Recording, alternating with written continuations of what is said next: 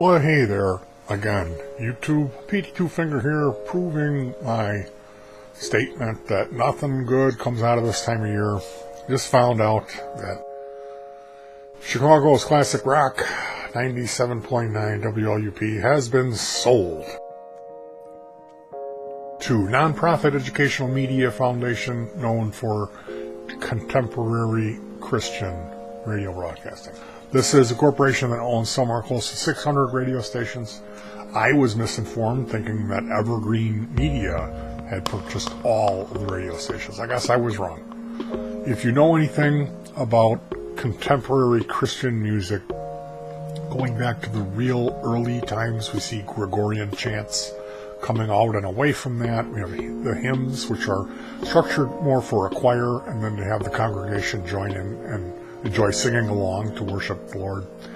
Moving into the 70s, the charismatic movement showed some progression as we moved away from the traditional piano and organ accompaniment to a full band arrangement or more modern band arrangement, including a drum kit, electric bass, electric guitar, acoustic guitar, and synthesizer keyboard with backup singers.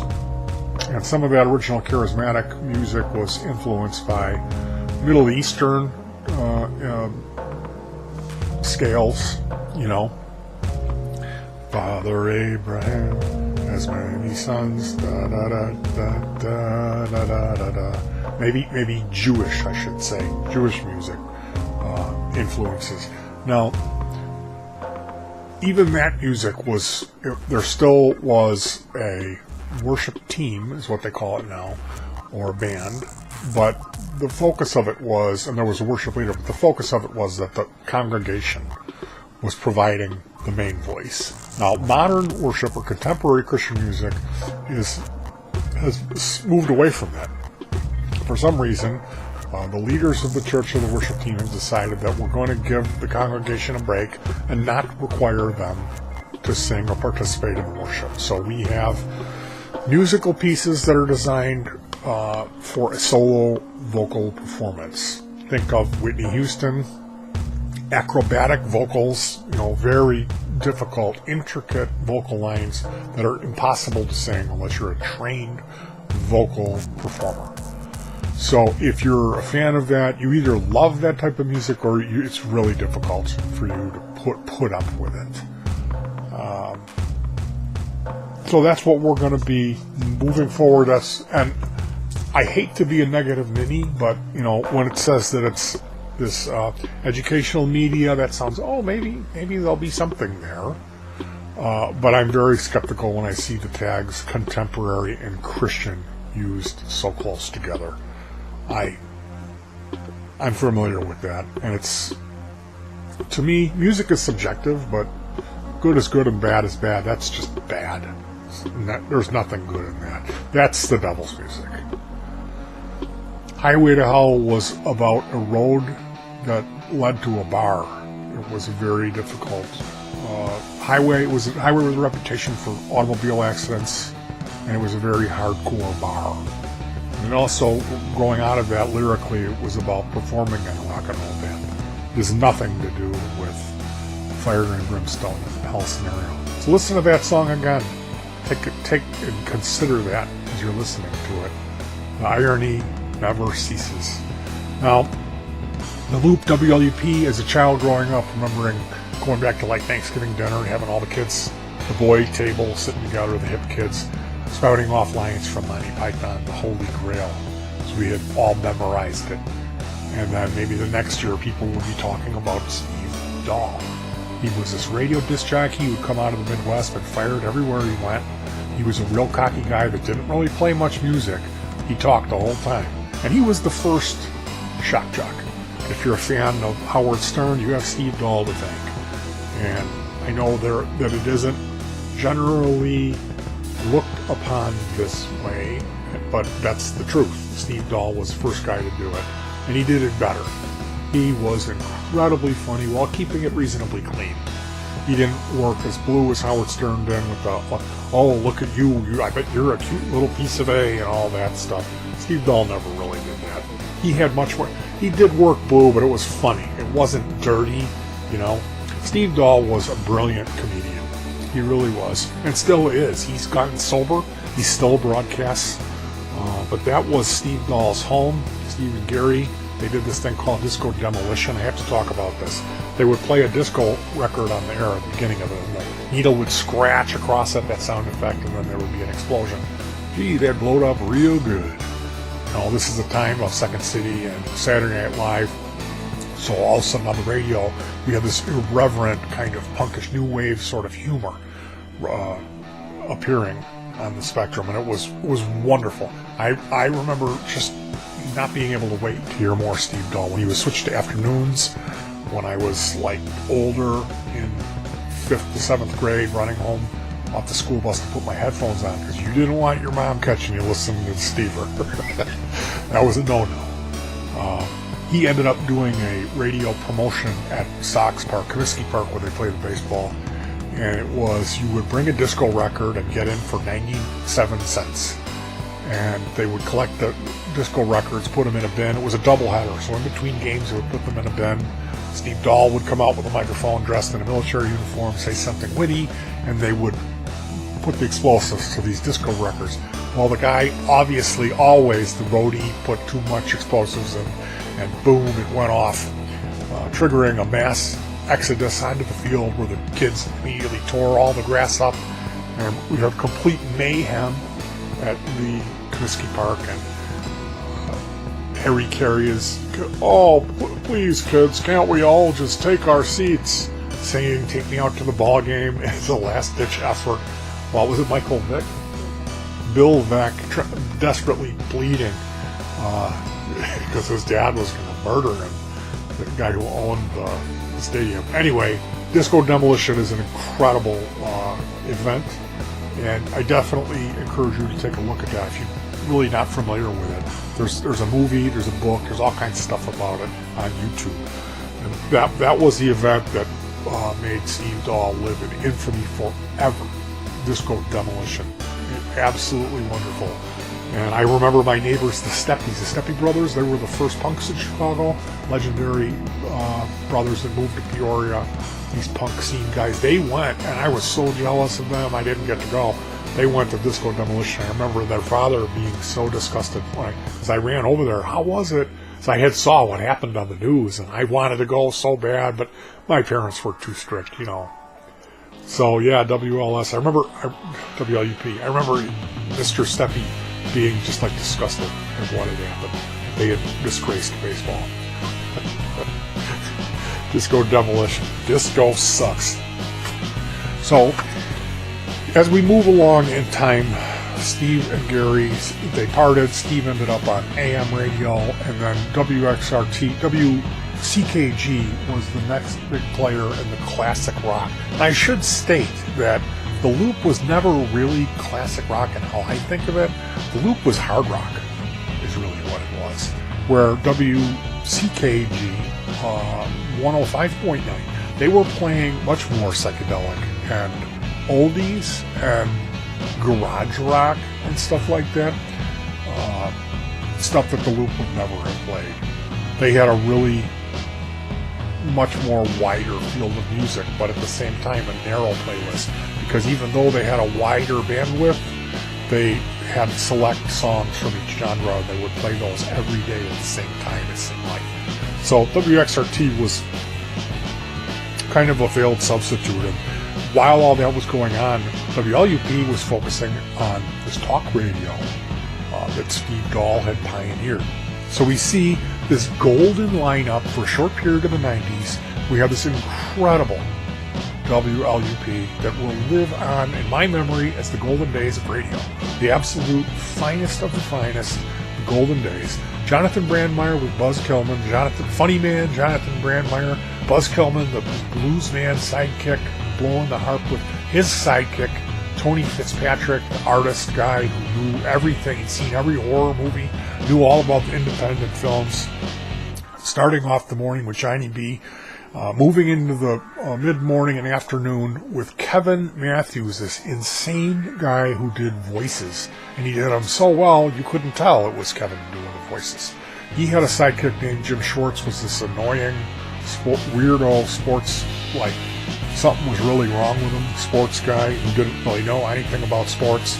And that's what suckered me into Kevin. I hated this Jim Short's voice. I hated it.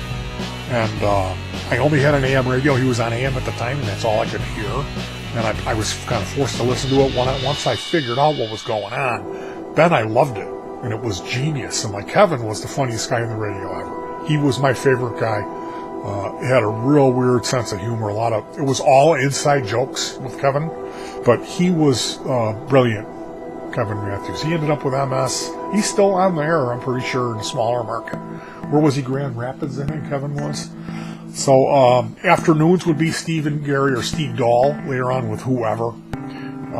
Wendy Snyder, Bill Leff, Wendy hooked up with Jimmy Mack, Tony Fitzpatrick. There's all kinds of peripheral people involved on the Loop. The Loop was a harbinger for great talent.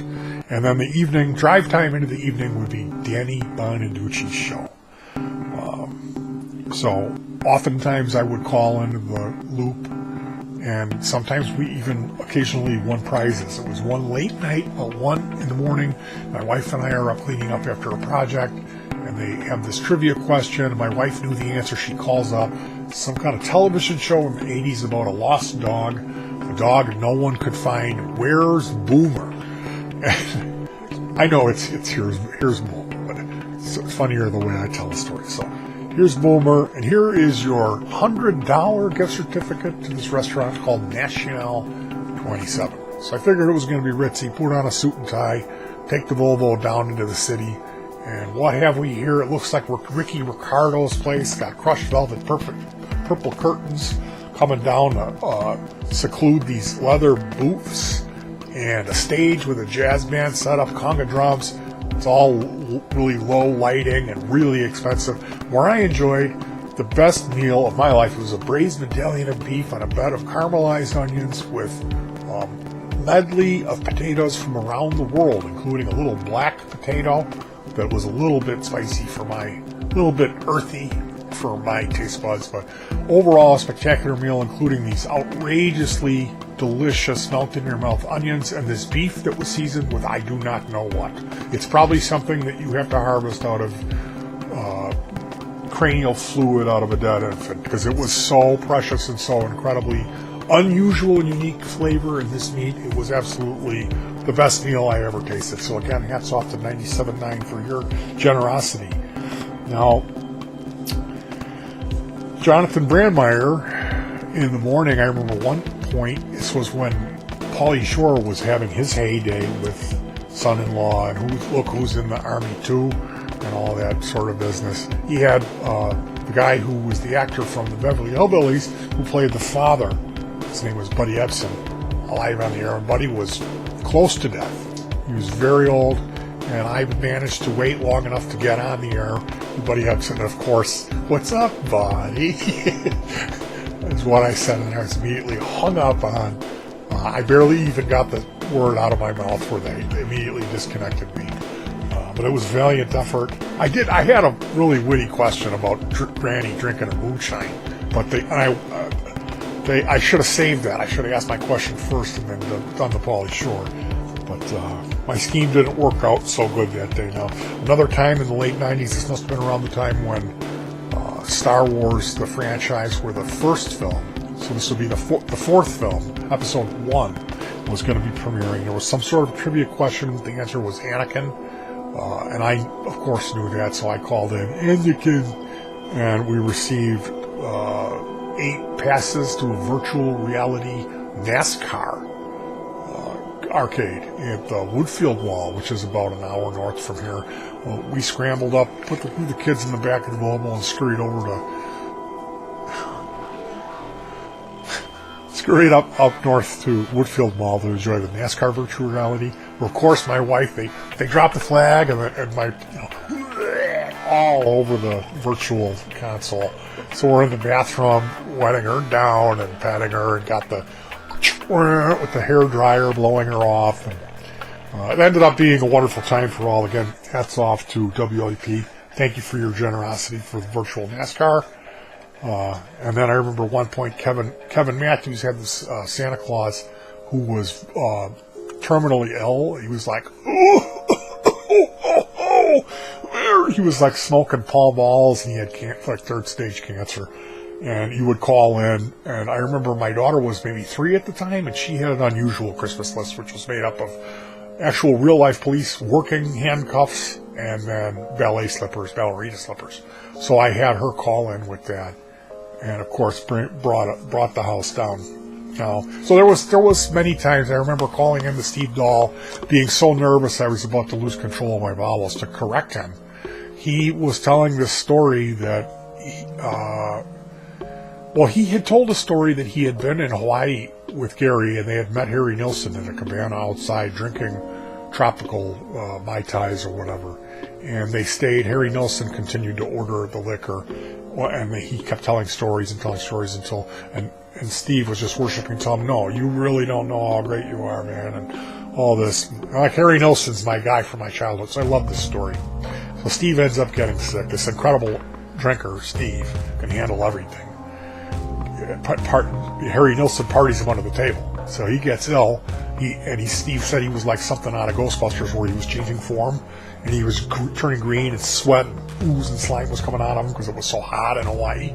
So he struggles up to the hotel room, turns in the hot water on, gets in the shower, wakes up 2 days later as he passed out with the cold water. He had drained all of the hot water from this Marriott hotel with his drinking bitch. So Steve would always bring up that scene in Goodfellas where he's all coked out and he's driving and the helicopters are chasing him, and Steve would say, and they're playing Gimme Shelter by the Stones. And it used to really bother me. It used to bother me because he would refer to Harry Nilsson as Harry Nielsen, which everybody does that. Even people that say they knew him well, it's Nilsson. Nillsson is the proper pronunciation, proper spelling of his name. And I know you're going to, no, it's not. Well, do your research, because that's the real Swedish name. That's the name on his birth certificate. And it's pronounced Nilsson, okay? Not Nielsen. Anyway, I got the guts. Got my gander up to call this guy, like my radio hero from my childhood. And then when I realized, like, I'm going to have to tell this guy that he's wrong on 2 counts, I almost lost control of my bowels. I was so nervous on the radio that day. I have tapes of every time I was on the radio here today. I have to go through a lot of stuff to find it, but they're all like really funny, really good. But that one, I was so nervous, and I had to tell him, yeah, it's not Gimme Shelter.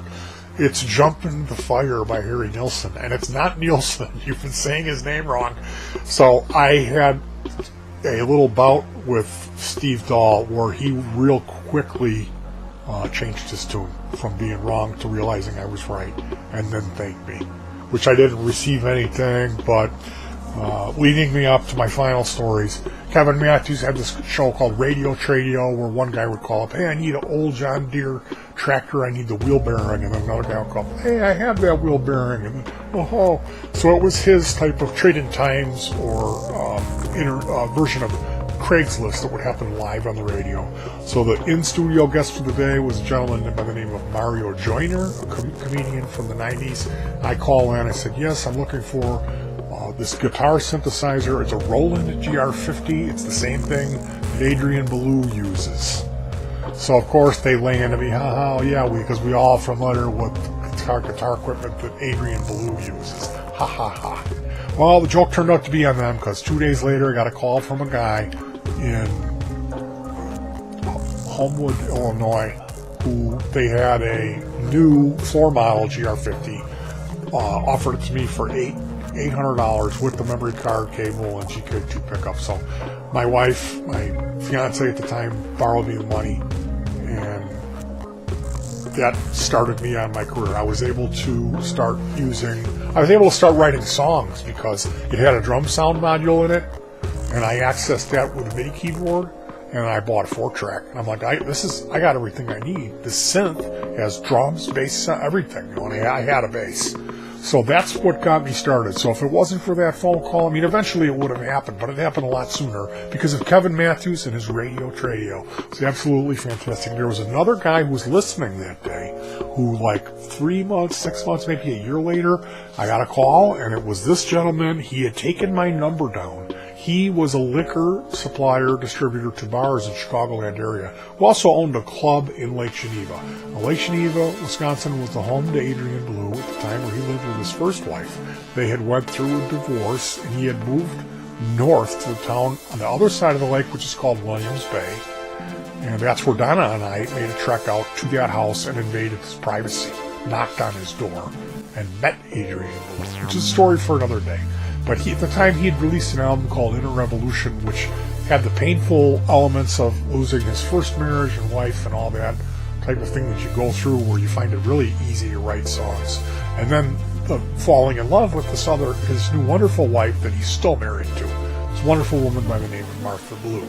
So that album is absolutely stellar. It's called Inner Revolution. It has a lot of real powerful messages on it, and dealing with that sort of subject matter. So he was going to be doing a dress rehearsal. We had tickets for a Chicago show and also Milwaukee. We were going to go twice. I got a call from this guy. He says, yeah, you don't know me, but I'm Joe Blow. I own this club called City Lights. I heard you're a big fan of Adrian Blue, so I put you in my number book.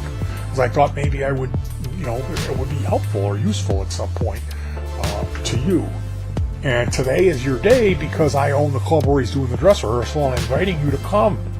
So my wife and I got there an hour early. We got the front row seats in the center. We saved a seat and his wife, Adrian's new wife, Martha, sat there next to us in the front row. This dress rehearsal for the show is absolutely incredible. He played Men in Helicopters, brought me to tears.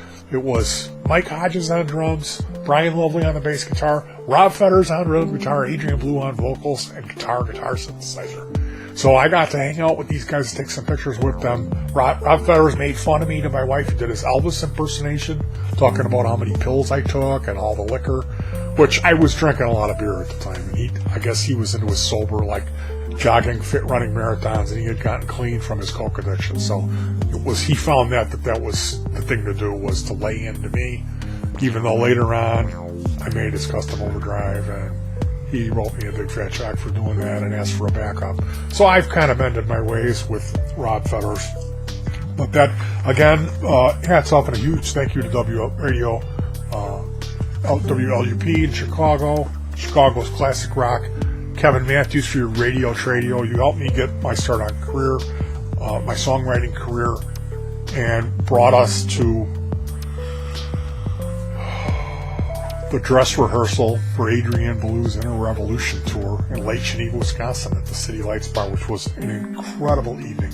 We've got a scrapbook full of photos, and that's like some of my favorite photos from when we were dating and first married, following Adrian Blue and the Psychonauts, as they were one in a band called The Bears. So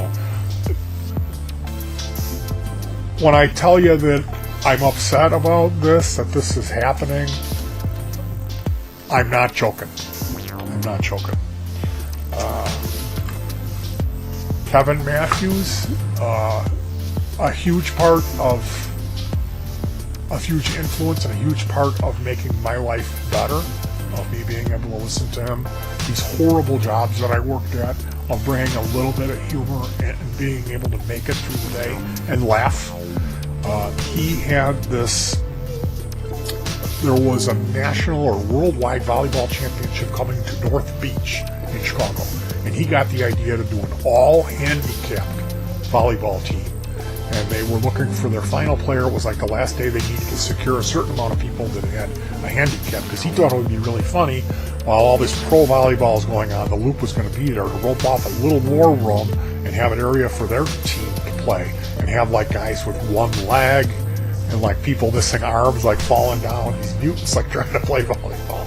So that's what he did. They were begging for one more person with a handicap. So I called in and I told them that I'm missing my middle fingertips from a lawnmower accident, and if I do play volleyball, oftentimes my hand, it'll hurt so bad that I ball up and I'm crying because it feels like somebody took a blowtorch to my fingertips from how they sewed them back together, and any kind of slight amount of impact. So I try not to use my fingers or use it like that, and it's just awful. I used to be pretty good at volleyball, and after the accident, a lot of things changed. So he let me come on his team. We loaded up the Volvo with the car seat and the baby, the infant, headed north, northeast of Chicago up to North Beach, and we unpack here at the beautiful beach. They have this World Championship volleyball event going on, and here's this little cabana roped off area with all the WLUP fans. I go into there, show them my ID, and I'm 5'10" feet from Kevin Matthews on this stage. They're broadcasting live, and I am incredibly nervous. It's a beautiful, hot, sunny day. They bring out the first special guest. It's Danny Bonaducci. He hadn't come out on the radio yet in Chicago, but the Loop was going to hire him. So Bonaducci comes out. He's in all black cowboy suit with red trim, with these black pointy cowboy boots turned up with red trim on them. And I just like Danny Bonaducci. I never liked that guy. He comes out and he singles me out. He says, what do you got going on here? Kevin says, it's my all handicap volleyball team. Haha. Bonaducci says, what's wrong with this guy besides the fact that he's completely white as a sheet? Because I hadn't been out yet. This was before I had my bone, so I was white. So an intern comes up and hands me this wireless mic, and I'm live on the air in Chicago, and I reached under a lawnmower when I was a kid at this church, and it cut my fingertips off, and so I got that enough out of me nervously to tell that story. And Bonaducci let me off the hook, which, at that point, I really didn't like Bonaducci. I had a personal vendetta, did not like the guy, although I always listened to his show. But the next special guest they brought out was Joe Walsh, and that was really something special. Where I was standing, they were here, and Joe was closer to me, so he was like about 5 feet from me. And they brought out a 12-string after they talked to him, and he played a song called Meadows, which is incredibly beautiful. I would encourage you, after this video finishes, check out Joe Walsh Meadows. I'll put a link in the description. So he plays this Meadows song, and I'm just like overwhelmed. Like, it's so unbelievably cool. I'm this close to Joe Walsh. He's really old, and something's wrong with him. The left half of his face was sagging down, and it wasn't moving, while the right half of his face is singing, and the lips are moving, and his voice sounded even more weird. So he must have had some sort of a cocaine or drug-related, or who knows, some sort of a minor stroke, maybe? And this was right around the time when he cleaned up. But I didn't notice it so much after a while of him performing, because it was so beautiful. Hear him do his Meadows. So of course we get down there to do the volleyball thing. The first, they hit it to me, right to me, and I fumble it, hurt my hand, and then the rest of the game, the other team was just like, hit it to that guy. So they kept hitting it to me, and everyone on my team, they were all like really good. Like they had lost their arms or whatever was wrong with them, they're in a wheelchair, and their vendetta, their whole thing was volleyball, to prove that they were better human beings, that they'd risen above their handicap. And I mean, mine is music. I have a handicap, and I've risen above it by playing guitar, playing a 6-string. It's not sports, because I'm terrible. I'm unbelievably spastic, uncoordinated sports guy. I didn't belong there. So everyone on my team is just screaming like, come on! Every time I would, and I'm like, they all hated me. But I ended up walking away with a handful of Kevin Matthews swing, baby! Bumper stickers. One of those is on my toolbox. And I got a big, like, really beautiful beach towel, commemorative beach towel that I think they made just for that event. It's like Miller Lite, beach volleyball, something. Really, really cool stuff. I ended up using that as like my beach towel till up to like Y2K. So I have these priceless memories that National 27, the best food I ever ate, all that stuff that we won from the Loop, and all those phone conversations. We have the cassettes of that. So I have stuff that I'm like the above average Loop person because I participated. And there's other people that got to win trips to Hawaii. Steve used to go to Hawaii every year and bring all kinds of listeners with him. So I'm not alone. So if you missed WLUP, why don't you go ahead and make a video and tell your story? I would love to see that. So if you decide to do that, please leave the link in the description. If you want to tell any of your stories, I would love to hear them. I'm certainly going to miss it. I mean, I'm not a big radio guy. We have a radio in the bathroom, and we listen to the radio in the automobile in the car. That's where I listen to it. So that's where I'm going to miss it.